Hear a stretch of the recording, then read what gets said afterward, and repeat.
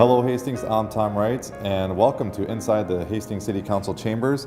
Beside me is a woman who has served the Hastings City Council, the City of Hastings, the last 16 years. She knows this room, quite well. Ms. Danna Elling Schultz, a representative for Ward 4. Danna, thank you for joining us here. Well, thanks for having me. I want to commend you for doing this. You know, a lot of people in your position would rather just walk off into the sunset and disappear, but I really appreciate you willing to do this, and so we can hear from you, and I know you have a lot of supporters out there that would love to hear from you as well, and I appreciate this. I'm not really a walk into the sunset sort of person, at least not yet. Not yet. That may be 15 years from now or something. Well, that's good. Glad to hear that. So we're here to talk with Danna about we just had a final council meeting last night that was here in this room, so we'll talk about that.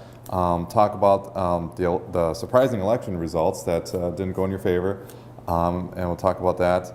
But also reflect on the 16 years of service that you gave to the city, and talk about the many things that went on here in this room, but also around the city in that time frame. It has changed quite a bit. A lot of things were accomplished.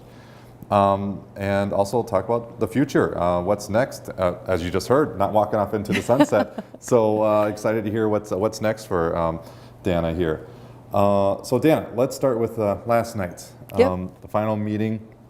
How did that go for you? Was it a little surreal? What was going through your mind? You know, I think that probably it just seemed like, you know, drove down here, you know, grabbed all my stuff. You know, as usual, and folks may laugh about this. So it's probably, maybe I was a little bit more subdued. It was like there were just certain comments I probably just figured, well, I don't have to weigh in on this one, you know, I don't have to make certain comments or whatever, because we're just going to kind of move on.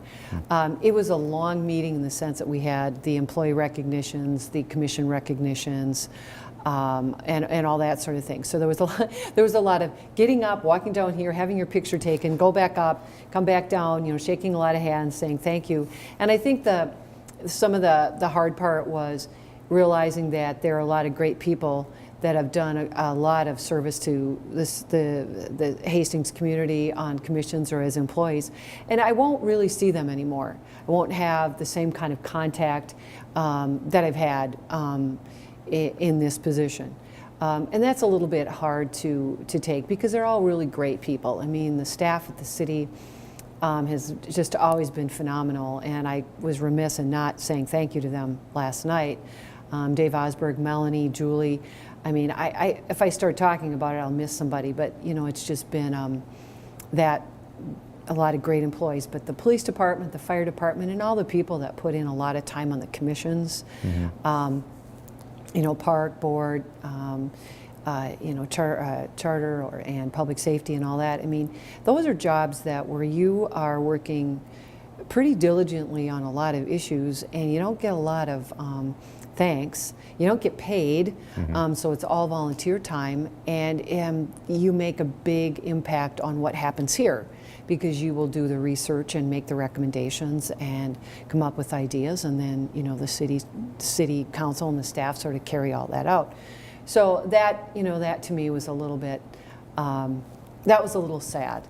And then realizing that, you know, all these are great people. All the folks who are on the Diaz here are great folks, and I'm going to miss them. They've kind of become, you know, sort of, I don't have family in Hastings. I've got my daughters that I'm related to, but I don't have cousins and siblings and parents and all that. So this is sort of my family, and so it's going to be a little bit weird to realize that I won't see them on, you know, a regular basis. That doesn't mean I won't see them. Sure. You know, Paul works in St. Paul. We're just across the street from each other, so I will see him probably regularly through my job. And I can always have lunch and that type of thing. But, you know, Melanie and all of them, it's just not going to be the same sort of contact that you would have if you continue to be on the council. So that part that's a little difficult. Did you have a moment last night when you're like, wow, this is it? Anything like that? Or is it a business as usual kind of? Well, I said something. Oh, I think I was making a comment out, on the budget about this being my last budget, and I said, I'm not going to be doing this anymore.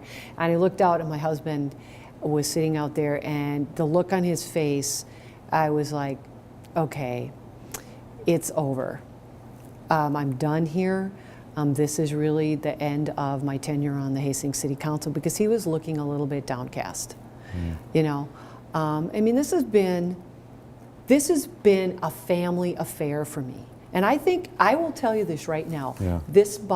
What bothers me most about the election is I don't know how many people realize what a huge impact this was in terms of what my family did to make sure that I had a commitment to this community.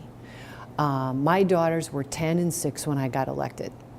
They were always very supportive. They knew, oh, nope, Mom's got a council meeting. We're Dad's home, but this is Mom's thing, and this is what she does, and they learned to love the Hastings community through what I've done as part of the council. So you definitely had 4 more years left in you. I did, yeah. At least. Yeah. I mean, my girls are grown, but they're still around. I'm one of the folks like, oh yeah, I got the kids living back at home with me, and my daughter, my younger daughter Abby, is going to graduate in the spring, and she's going to move home, and she's going to go to River Falls to get a grad degree. So we'll be staying here for that, because it's a quick commute for her. So I mean, yeah, I think maybe there were people who thought, oh, I don't know, does she still have enough energy? And if anybody knows me very well, you've got some energy. Yeah. I would agree to that. Well, let's talk about the election results then. Let's jump to that.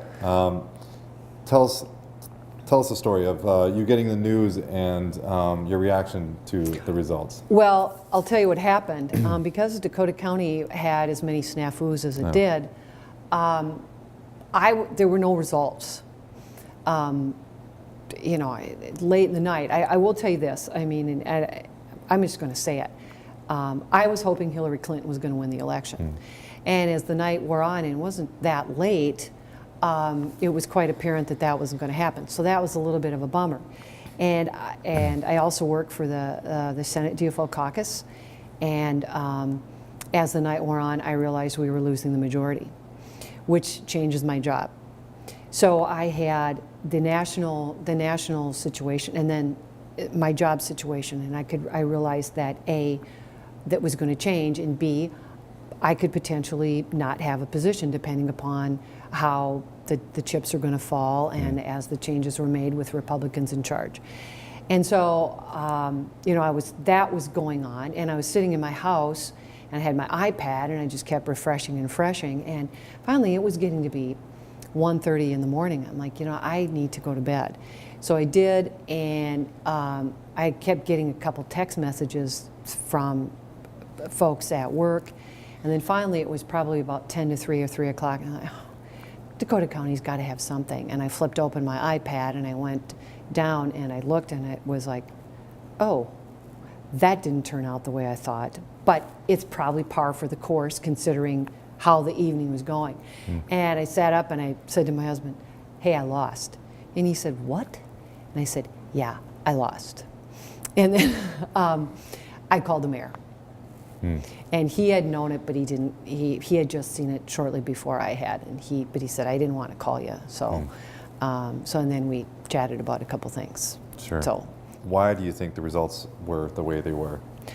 I think that I was part of a larger sort of a purge, and it was an election that was a sweep of I hate to call them change elections, because Barack Obama was a change election in a different way, but there was an anti-incumbent bent, and Paul pointed this out to me.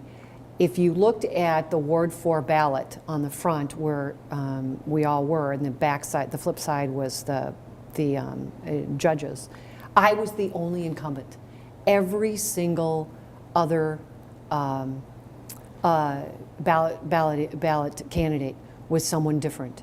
There was, it wasn't, John Klein wasn't there. Katie Sieben was gone. Denny McNamara wasn't there. Everybody there was a different candidate. All those seats had been opened from president on down, and then when you got to me, I was the one incumbent, and I think people just went straight down and they were voting change, change, change. Oh, change, in part. Now, my opponent may say, well, didn't I have, wasn't I right on the issues? I don't know that. But I think that when I was out door knocking, and I talked to a lot of people over the course of, and I started door knocking in September, well, actually in August. And I would ask people, so how do you think things are going? Do you have any questions, any comments, any issues? No. And I believe that if the election had been held by October 15th, I would have won. But the last few weeks with some of the things that happened with Hillary, the email stuff, the Comey issue, and just all of a sudden people started to make decisions. And it sort of flipped the tide. And because no one was saying, I mean, even the ads that were run against me said, oh, she's done a great job, but time for someone different. And people were buying into that kind of theory. Hindsight's 20/20, of course, but if you could go back, would you do anything differently with your campaign? Yes. I would advertise more on Facebook. And I think I would have spent a little bit more money on direct mail. And I actually would have changed my message, but I'm not going to tell you what that was. No? Okay. Like I mentioned earlier, a lot of things have taken place in this town, a lot of progress made in the last 16 years. Tell us, what are you most proud of your accomplishments here that have been done in this room? Well, I have to go back. The one thing I said last night is I am very, very proud of the fact, and this is kind of boring, but I'm proud of HEDRA. Okay, and working with Lynn Moratzka in the mid-2000s we started with the economic, our commission, which, we worked on kind of moving forward with economic development. And then we were able to convince the mayor, Mayor Werner at the time, and the rest of the council that we should have an economic development authority. And the difference between a commission and an authority is HEDRA has levy authority. So then once you have that kind of an authority, you then have the funds in order to do some of the projects that you want to do in terms of economic development. And so that was very, very important. And so then once we got HEDRA formed and we were able to do our levy, that then prompted Hudson and some of the other things that we do with HEDRA, like the loans and the Hastings Arts Center, and how we put together that project. And HEDRA helped with the art space and the artist loft, and how we put that together to make that move forward. Those are at Breakaway Arts. I mean, we helped them do a bridge loan to get what they needed so Mecca could get going on the project. And so, I mean, I'll be honest, I was a little disappointed in some of the things that I was hearing during the campaign about how I wasn't interested in businesses thriving in Hastings. I've been sitting on that commission, or started the commission, worked very hard to make sure that happened, promoted the authority, worked on getting that done, and then been on HEDRA. I don't even know how many years it's been now. Of course we are interested in promoting business. That is what we did, and all of that, the work done to bring the things that we did was all based on the work that HEDRA did to move things forward. So I'm very proud of that, and I think that stuff is all going to be, that's going to move forward. And now we've got an economic development director, which I met her last night, and she's going to be fabulous. She really understands sort of how this works. I do want to go back to some comments about economic development, but on some of the things I'm very happy about is obviously the new bridge. Sure, yeah. Unfortunately, we got this beautiful new structure is here because of a tragedy. which kind of breaks my heart that you had to have a bridge fall down in Minnesota and it become a national issue, and then suddenly people start saying, oh, maybe we need to deal with our infrastructure. That is a failing of elected officials, not here, but higher up, state and federal level. That is a travesty that should even happen. But I believe it was back in 1999. I wasn't even on the council yet. And Tom Montgomery had us all together on working on some projects, and he said, well, that bridge needs to be replaced, and it's coming down the pike. And I remember I looked at Lynn Maratska, it was a planning commission something or other, and I said, what? And Tom said, yeah, it's going to be replaced within 15 years. And that's not going to happen. That's crazy Guess talk, what? huh? It did. Mm-hmm. And so, I'm just very happy that we, Katie Sieben did a lot of the work, and the legislature then, after all is said and done, had to override a veto that actually got the funds to come down here. But then it became the council, the visual quality team, and the residents that did the work for it to be what it is. The color of the bridge is based on work that local citizens did, deciding how they wanted that to look. And that's a big deal. I think I told the Rotary way back when, I said, getting the funding, they had to jump through hoops in order to get it. But I said, you know what, that's almost the easy part, because you don't just open a door to a class and say, okay, we picked that bridge, and then somebody just puts it there and now we have a new one. It had to be constructed, you had to do all the work, like it's closed, it's not closed, it's down to one lane. Mm-hmm. Those are the things that, that's the nitty gritty that happened here. I'm very glad that I was able to be at the ribbon cutting, because that was a very big highlight. And I think that the Riverfront Renaissance has been absolutely fabulous. To me, the bridge was the impetus that really made us go forward with that, because if anything is going to spur economic development in this city, it's that. And I think this inaugural season, with everything that's gone on, and I've got to give a shout out to Melanie and Paige over at Parks and all that work, because we have had phenomenal programming. And I certainly hope that doesn't fall by the wayside through some kind of budget cuts or some other problem. And I hope that we get the community, in terms of business and other organizations, to step up to the plate to give the money to continue, because that is just going to put us on the map. Absolutely. Absolutely. Well, those are some great accomplishments. I'd like to talk about we have 3 new faces coming on City Council here in this next year. Because not only are you, that was the final meeting for you, but it's also for Tony Nelson for Ward 3, as well as Tony Alongi for Ward 1. What advice would you give to those 3 new council members as they take their seats behind the dais here? I think I said this to the paper. Listen. And Tony said it last night. There is something to be said for historical perspective and some experience. But this is a learning curve that everybody who comes on new has to go through. I was included in that. But you basically have some new council members that have not been involved in any of the other boards or commissions that the city offers. So there will be a pretty steep learning curve, and I think my suggestion is, do your homework, read those packets, ask some questions, and listen to what other people have to say before you make decisions. And don't make them in a rash manner, because you can't take them back. The mayor will need that kind of help, because this isn't,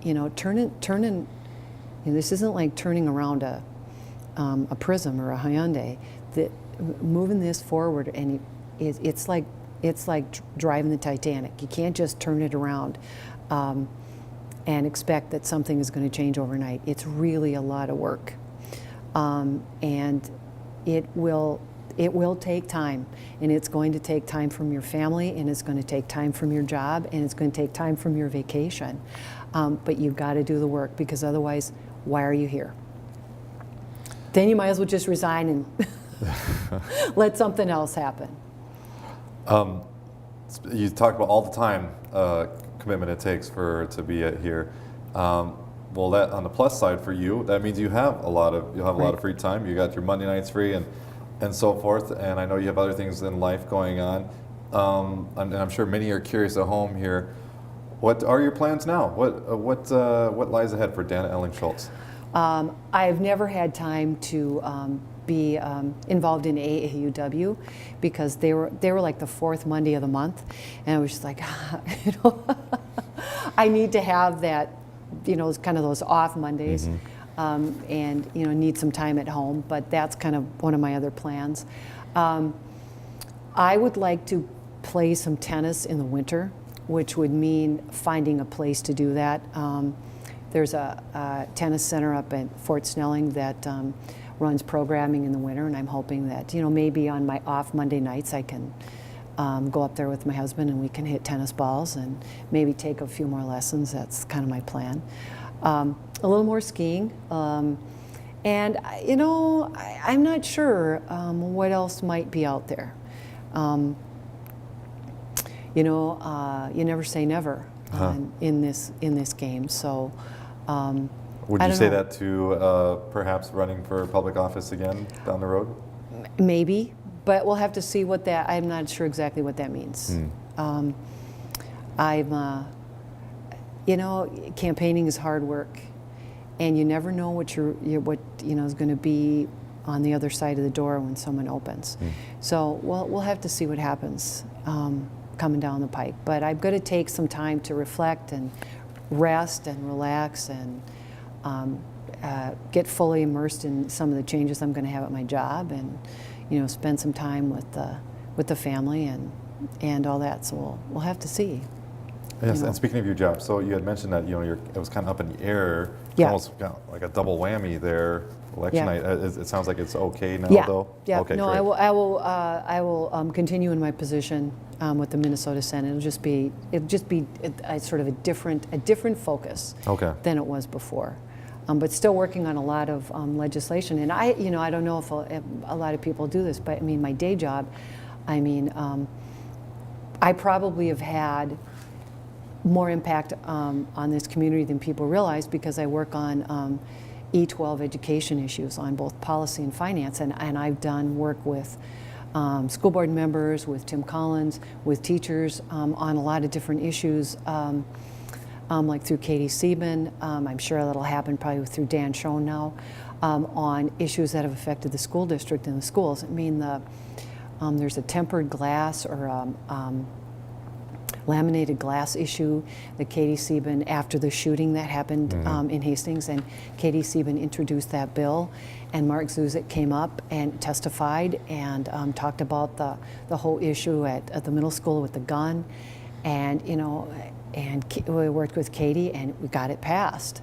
And Tim Collins has come. Dan Cater, we had a bill that we worked on that affected the district. So I think folks probably don't realize that was kind of my behind the scenes job when it came to education, and that probably will continue with my job now. But yeah, it will be, I'll continue at my job at least until, I don't know when retirement might be, a few years down the road. So, great. Well, thank you again very much for coming in and sharing this with us, and thank you for all of your service to Hastings the last 16 years and beyond. I know many people are very thankful and appreciative for all that you've done, and you have a lot of fans out there. And I know you also served on our board here at Hastings Community TV and did so quite well. So I got to work with you personally, and I have to say it's all true. I mean, you're a very smart woman, very passionate, as the mayor mentioned. And you're in it for the right reasons.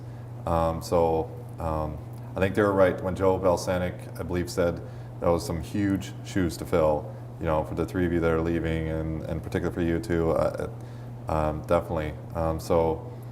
Thank you again for all that you've done. You're welcome. You're welcome. You know what, one final thing, would you like to do you have a message for Hastings out there? Anything you'd like to say, a final Sure. word? Well, I guess, first of all, I think I said this during the forum, I'm very proud to call Hastings my home. I've been here for 30 years. I've lived here longer than I've lived anywhere else. The people I work with, I'm always talking about, we've got this great thing going on. I mean, from things like single hauler garbage, which, you know, my friends in St. Paul are like, oh, it drives me crazy. And we've got a great recycling system, and that's all city involved. And, you know, just the beautiful nature and our natural resources. And I talk about how this is a great place to be and to raise families, and I firmly believe that. And I think that Hastings will move forward. I think there are some issues coming up over the course of the next 4 or 5 years, and there will have to be some big decisions made. I think Hastings is at a real crossroads when it comes to where we want to position ourselves within the Twin Cities metro area. And John Hinsman mentioned it to me last night. I think we can become part of a larger region that is connected in a very, very good way, that will bring new people to Hastings, that will bring employers, good employers with good paying jobs, and that will boost our economy, boost our school district. But the decisions will have to be made on exactly how we want to do that. And that will take community input, and it will take a lot of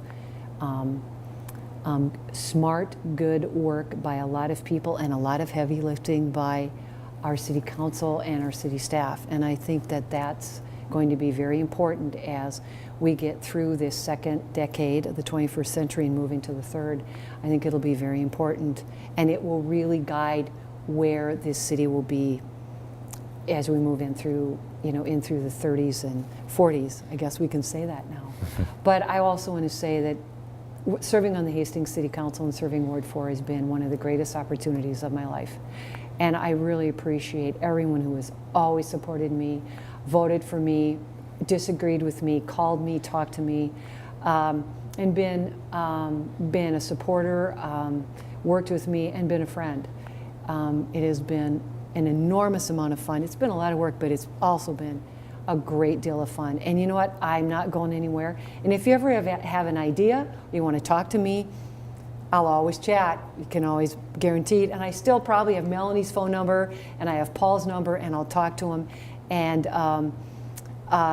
we will work together to make sure that we've got a great, great community. And thank you so very, very much. It's been a wonderful ride. I appreciate it. There you go. Ms. Danna Elling Schultz, Hastings City Council member the last 16 years. Thank you again. You're welcome. And the best of luck to you in your Thanks. future endeavors. Oh, I'll see you around town. Oh yes, we'll see you around, for sure. And we'll see you around as well. Thank you for joining us here in the Hastings City Council chambers. We'll see you next time.